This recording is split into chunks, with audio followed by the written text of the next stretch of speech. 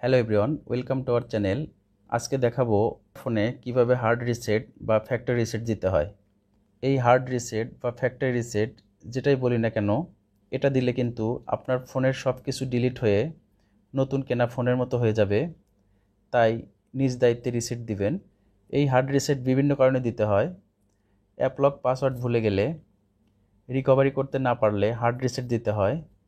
আবার ফোনে ভাইরাস আক্রমণের ফলে ফোনের ফাংশনস ঠিকভাবে কাজ না করলেও হার্ড রিসেট দিতে হয়। এছাড়াও স্লো মোবাইল হার্ড রিসেট দিলে ফাস্ট হয়। চলুন তাহলে পুরো প্রসেসটা দেখে নেই।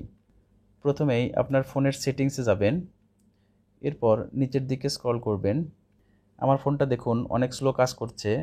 এরপর নিচের দিকে সিস্টেম অ্যান্ড আপডেটের উপর ক্লিক দিবেন। এরপর মাঝামাঝি রিসেট অপশনসের উপর ক্লিক করবেন। এরপর এখানে রিসেট অপশনসটি পেয়ে যাবেন।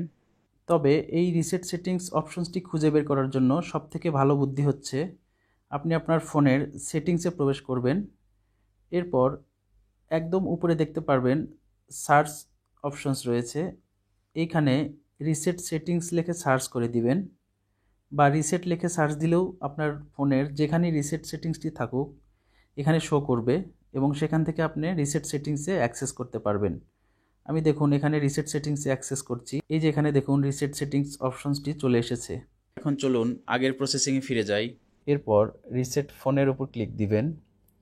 এখানে আপনার সব ধরনের অ্যাকাউন্ট লগ ইন লিস্ট দেখতে পাবেন। সব কিছু থেকে কিন্তু লগ আউট হয়ে যাবে রিসেটের পর। এখন একদম নিচে রিসেট ফোনের উপর ক্লিক দিবেন, আবার রিসেট ফোনের উপর ক্লিক দিতে হবে। এরপর রিসেট শুরু হয়ে যাবে। রিসেট দেওয়ার আগে অবশ্যই ফোনে ফুল চার্জ দিয়ে নিতে হবে। রিসেট প্রক্রিয়া কিছুটা সময় নেবে, আপনাকে অপেক্ষা করতে হবে। আমার ফোনটি রিসেট সম্পন্ন হয়ে গিয়েছে। রিসেট হয়ে গেলে ফোনের সব সেটিংস আবার নতুন করে দিতে হবে। প্রয়োজনীয় অ্যাপসগুলোও ইনস্টল করতে হবে। এক কথায় নতুন কেনার পর যেভাবে সেটিংস করতে হয় সেভাবে সেটিংস করে নিতে হবে। টেকনোলজি বিষয়ে এরকম ছোট ছোট দরকারি টিপস পেতে আমাদের চ্যানেলটি সাবস্ক্রাইব করুন। Thanks for watching.